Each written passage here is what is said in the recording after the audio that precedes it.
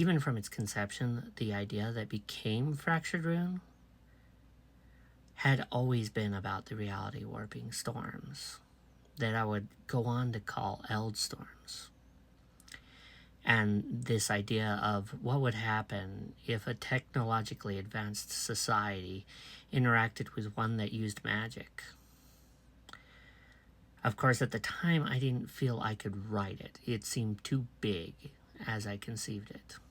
So I set it aside. And even at that point, it hadn't been a trans narrative.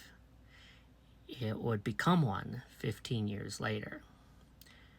And by then, I had been out for years, and I'd left the Mormon Church.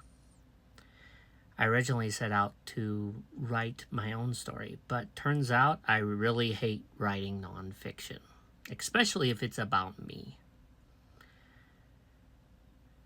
But after talking about it on Twitter, I was inspired to take aspects of my own life, fictionalize them, and write a story. And I started looking at that old story idea I'd always wanted to write, but never could do anything with. And that's when my trans protagonist was born, Silfra.